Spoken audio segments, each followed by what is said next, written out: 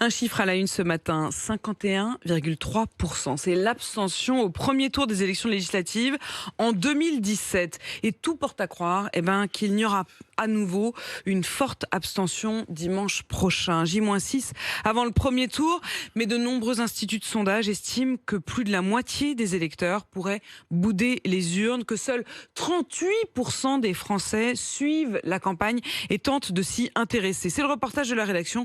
Il est signé ce matin Vincent Chevalier pour RMC.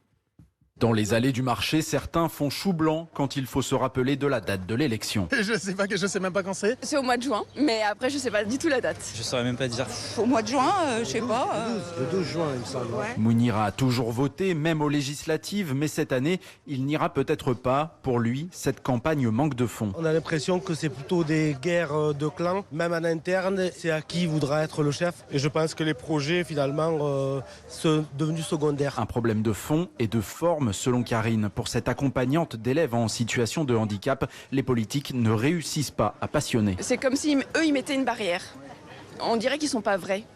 Et moi j'ai besoin d'authenticité. Autre piste d'explication, un défaut d'information. D'après Mariano et Marie-France, difficile de s'impliquer quand il y a un manque de clarté. Au niveau affiches, etc., j'ai l'impression que c'est un peu confus quand même. Très peu informé. Quand je regarde les affiches, je ne sais pas qui appartient à qui, c'est pas clair. Bruno fait les marchés depuis 25 ans. Cet horticulteur a connu pas mal d'élections, notamment législatives. Et cette année, c'est clair. On n'en entend pas parler. Pas un mot. Ouais.